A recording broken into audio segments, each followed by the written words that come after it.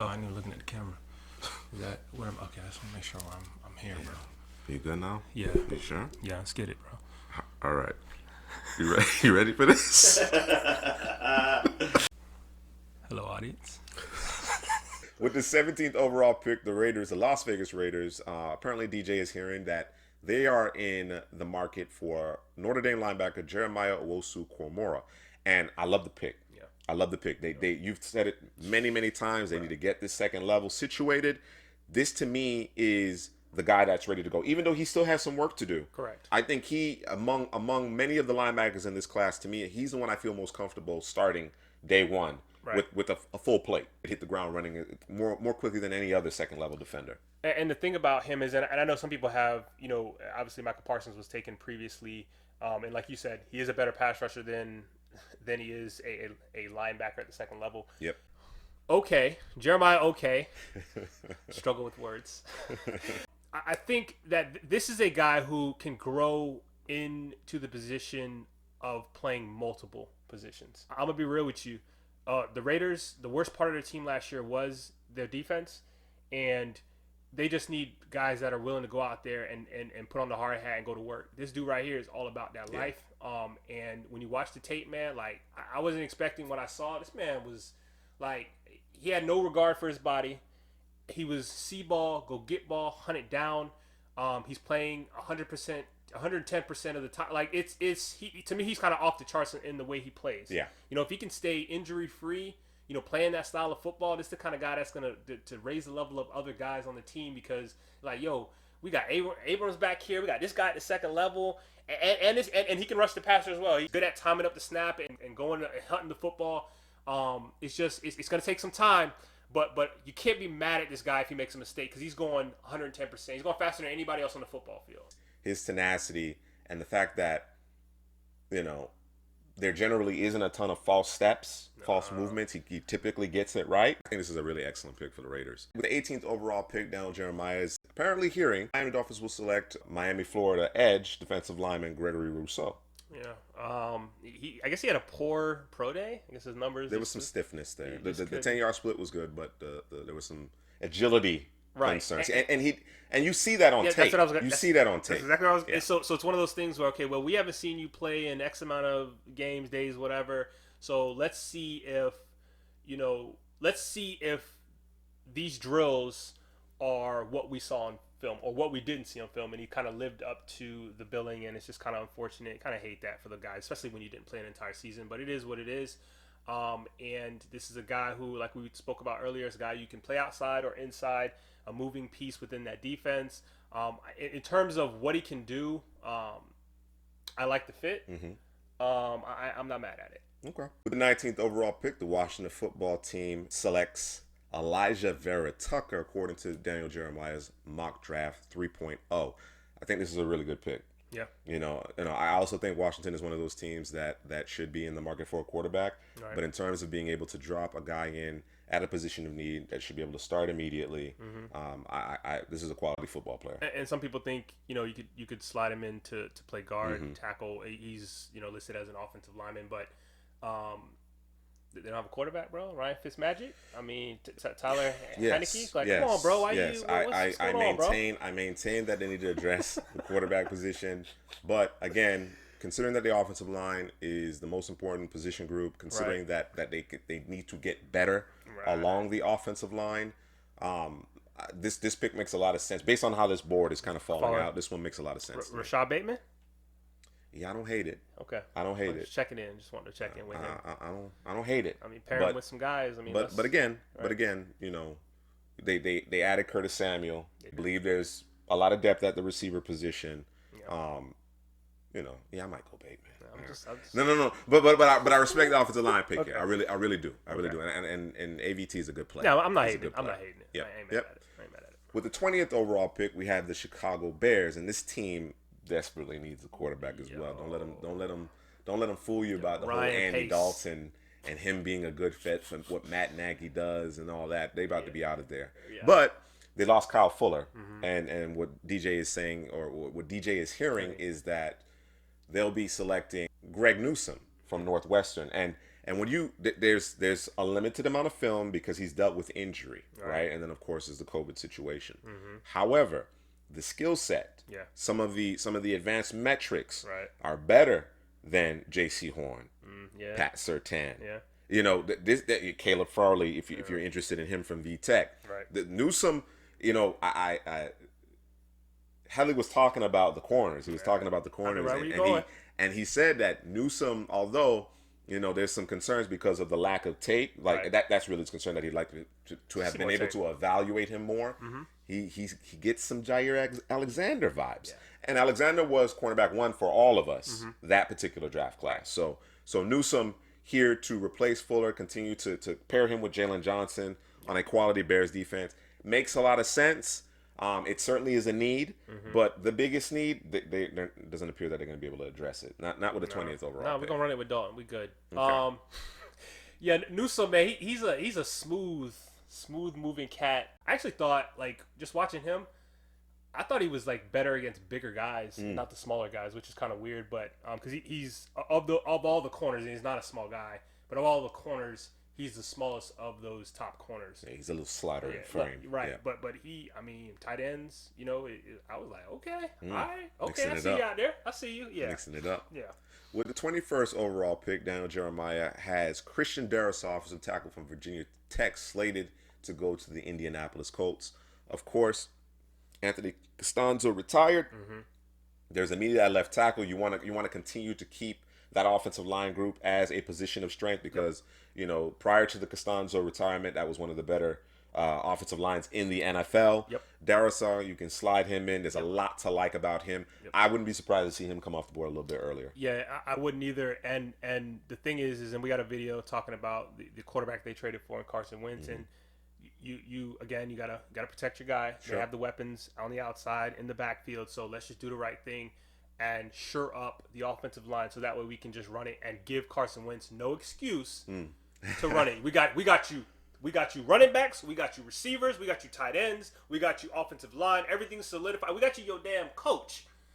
Run it. I think they need to get better at receiver, but I would prioritize Darrisaw. Okay. I would prioritize him. Yeah. With the 22nd overall pick in Daniel Jeremiah's 2021 NFL mock draft 3.0, we have the Tennessee Titans selecting Caleb Farley. Back-to-back Hokies in the draft, dealt with some injuries. However, there's traits. There's a lot of traits, and there's good fulfillment too. There's some things he needs to work on. He needs to clean up, but considering his traits, considering the potential that we see, this is kind of not unlike kind of the Jeffrey Simmons situation where this guy probably would have went a little bit earlier if he wasn't dealing with injury. When he does get back, he's going to be a difference maker. No Malcolm Butler, no Adoree Jackson. That secondary got carved up a season ago. This is a huge need, and this is a very good football player. And when he gets there, there may be a little bit of an adjustment period as he works to clean up some of his technique issues. But once that's out of the way, I think he can be one of the better corners. A lot of his issues are he just need to take it easy, bro. He's so aggressive, wants to be in there, wants to throw the first punch. Like, it's always like go. And I think you just gotta bring him back, reel him back, calm him down. Just a bit, because you don't want to take that away from him because he's playing corner and you kind of want that to be out there on the edge with the diva receivers and stuff. But yeah, man, I really, really like the fit. When you pair him with the superstar safety who Dion didn't know who it was, Kevin Byard is hating on him. I'm just picking. That was like 3 years ago. But yeah, man, they gotta Titans got some work to do in that secondary, man. You gotta tighten some things up, man. So yeah, man, definitely. So with the 23rd overall pick, the New York Jets, with the second of 2 first-round picks, they select Azeez Ojulari, the edge from Georgia, to kind of pair with Carl Lawson. What do you think about that selection? Yeah, I really like the pick, and when you pair him with a Carl Lawson on the other side, running that Robert Saleh cover 3 defense, you know, anytime you're running cover 3 defense, you have to be able to rush the passer, and he's going to bring heavy hands. He's going to bring that burst off the edge. He's a bit raw. He kind of there's the similarities of him reminding me of Leonard Floyd when he came out. Sure. I think that Ojulari is a little bit more. I think a little bit stronger. Yeah. I'd agree with that. People were like, "Oh, he can't defend the run," and I'm watching. Am I missing something? Sure. Like, this dude taking on double teams, and you know what I mean. So I think he has room to grow, and I think this guy is going to end up being one of the better pass rushers in the league when time comes. I just think we're kind of scratching the surface with this guy. So there's not a whole lot of tape on him either, but I think that the Jets, if that's what they go with versus going with the receiver, I think they hit on something here. Clearly, this pick is in the image of Robert Saleh. They want to be dominant. They want to control the line of scrimmage. Of course, you got Quentin Williams at the 3 technique, Carl Lawson, who the league obviously understands. I didn't realize. I don't understand why Carl Lawson lasted to the 4th round when he was drafted in the first place. I never fully understood that. I think there were some injuries along the way, but just too good. A pass rusher to just completely dismiss it. It may not have all the staggering sack totals, but just in terms of hurrying and pressuring the quarterback, one of the best in the league. You put Ojulari on the other side of that, and now you're really putting the pressure on the opposition, and you allow your back 7 to play fast and aggressive. So definitely in the image of Robert Saleh. All right, next up we have the Pittsburgh Steelers with the 24th pick overall, and they are selecting Tevin Jenkins from Oklahoma State. And so I saw Brett Coleman. Yeah, I saw it too. You saw it too? This is he's nasty. Yeah, he's nasty. So before the Brett Coleman thing, he's nasty. So he shows like it was funny, man. Yeah.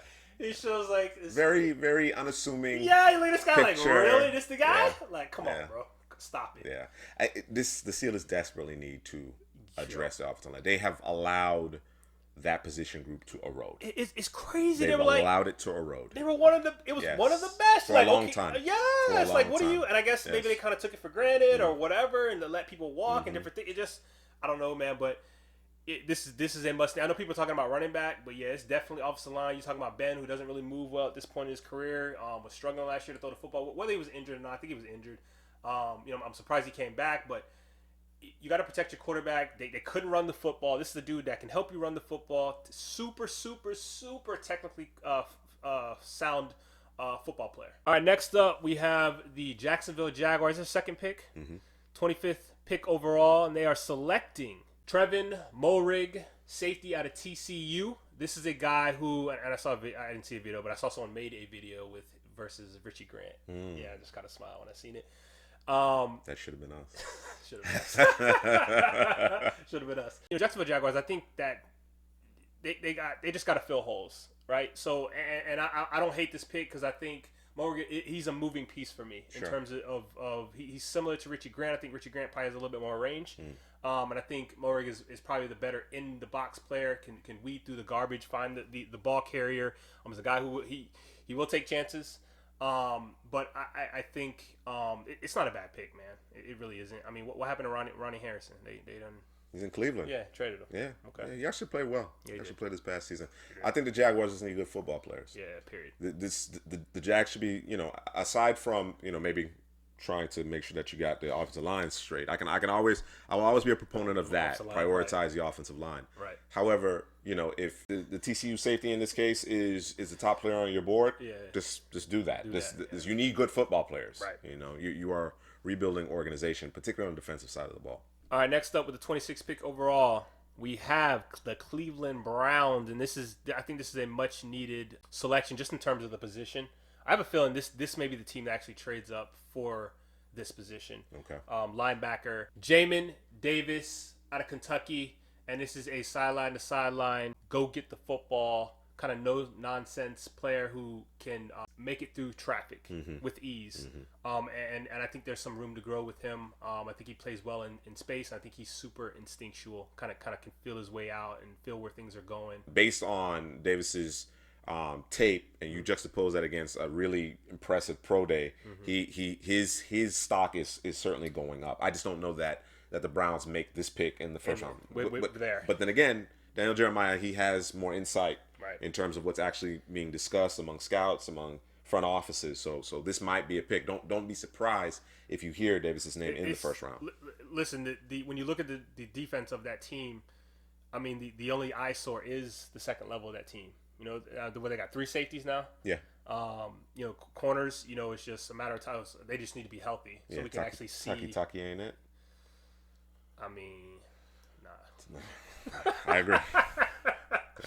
All right, next up we have Ozzie Newsome. No, I'm just kidding. Baltimore Ravens at 27. Are they going to trade back? They usually do. That's Ozzie Newsome's move. Yep. Let's see what they do. But here they do not. They select Jason Oway from Penn State. I'll be honest with you. I know this team needs pass rush, but this ain't it.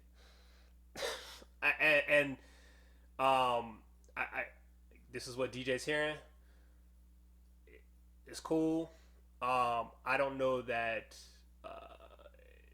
Oway. Jason Oway has a plan every play. Just watching on tape, I didn't see anything super special.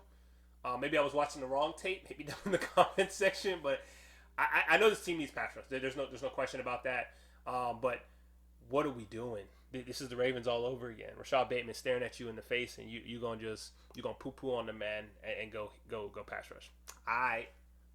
You gotta get. Listen, you know me. I'll forever have a soft spot in my heart for Sammy Watkins. Right. Forever. Right. You gotta get competent receiver play. It can't end with Sammy Watkins. You got to. You got to. I can imagine. I can see a scenario where Rashad Bateman goes in the top 20 picks. Yeah. If Rashad Bateman's on the board at this point.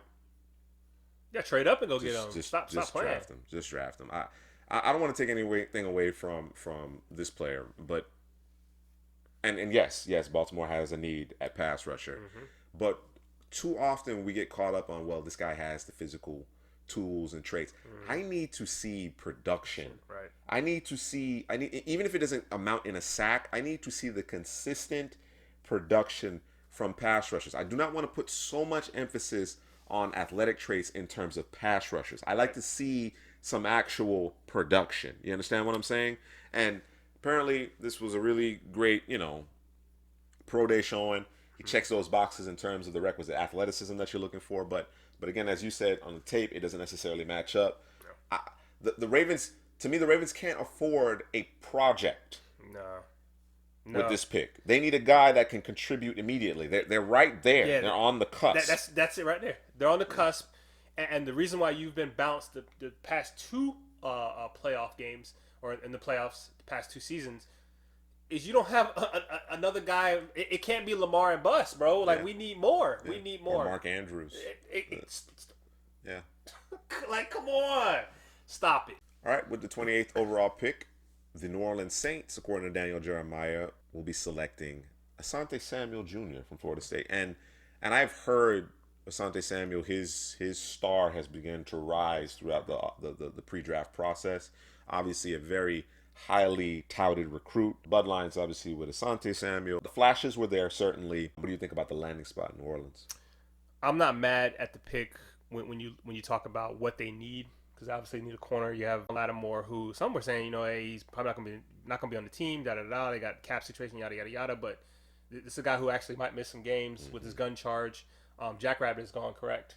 Yes. So it's a much needed position, and I'm just thinking about, go back to the Ravens receiver, Rashad Bateman. Like the law firm of Breeze, Kamara, and Thomas is now, the partner, the senior partner in Drew Brees is gone. Yeah, definitely. Right? So I think you need to add a weapon offensively. I mean, it can't be Michael Thomas, Kamara. I mean, I guess it can be. You know what I mean? But I just think there needs to be another guy that can just do more, man. I mean, is this Bateman two times in a row, 3 times in a row we talking about? How is this guy still on the board? How's he on the board? Something. I mean, I thought his pro day went great. I don't know if there's something going on in terms of the interview process or whatever the case may be, but according to Daniel Jeremiah, he's sliding. He's definitely sliding. Okay. With the 29th overall pick, the Green Bay Packers are selecting Landon Dickerson, the center from Alabama. This makes too much sense. As much as we'd like to see Rashad Bateman in this spot, it makes a lot of sense because they obviously lost Corey Linsley. Right. In free agency, is now with the Los Angeles Chargers. They need to replace that. They need to replace the pivot, and Dickerson is one of those guys that you can kind of set and forget. If they went Rashad Bateman here, that makes perfect sense. It made perfect sense, but I think you got to do the right thing. And if you don't go Dickerson, and you're telling me, your reason better is health, because he's been hurt a lot. Yeah. Right. Yeah. But he's played all over the line of scrimmage. Yeah, all 5 positions. And he out there doing cartwheels during Alabama's pro day, so he must be healthy. So yeah, he's recovering. Get it. Do the right. 2 + 2 is 4. All right. Buffalo with the 30th overall pick, selecting Joe Tyron, edge from Washington. I actually think he's a better player than. I'm gonna say this. Oway has a higher ceiling. Sure. Tryon is gonna come with everything. He's a bring his lunch pail and helmet or hat, hard hat to work. Yeah, blue collar. Yeah, he's a blue collar guy. He kind of fits that Sean McDermott defensive type of mold. But there's not anything super special about him. Not a whole lot to try on. It's just he's gonna hit you with the bull rush. He's gonna come. He's probably gonna be the first guy off the snap. That's something you can work with. It's nothing. I mean, outside of the bull rush, there's nothing super sexy about him. So. I got you. He seems like one of those players, kind of profiles, kind of what Sean McDermott wants, though. Yeah. Just kind of go to work. Yeah. You put him opposite Jerry Hughes. Yep. You got Ed Oliver in the middle there. Yep. They got Epinesa last year, so now he's part of a rotation. So, kind of depending on what they're trying to accomplish there, Tryon kind of fits kind of the culture that they've developed there in Buffalo. The next to the last pick, 31st overall pick, the Kansas City Chiefs. With the last pick, the 32nd overall pick in Daniel Jeremiah's 2021 NFL mock draft, 3.0, he has the Bucs selecting Elijah Moore, whom I really like. Yeah, I do. I like Elijah Moore, but what do you think of the pick? You're the Bucs fan. I leave it to you. So you could have gone running back here, Najee, Etienne. Although I don't know that Etienne fits the way the Bucs run the ball, which is extremely basic. It is basic. It might be it's the most basic in the league. Najee would be a perfect fit there. I think that you could have gone Ronald Moore here. You could have gone Kadarius Toney here. But Rashad Bateman's still on the board. Rashad Bateman's, but I think the thought process is here. I don't put Rashad Bateman in the same category. Different type of player, you mean? Correct. Yes. Different type of player. They don't need that. They got that. I got you. Elijah Moore is a weapon. Ronald Moore is a weapon. Kadarius Toney is a weapon. I got you. But specifically speaking of Elijah Moore, he may have the highest ceiling of all the players if you're talking about a weapon. Because he can play inside, he can play outside, he's strong at the point of it, or he's strong at the point of attack. He's strong at the catch point.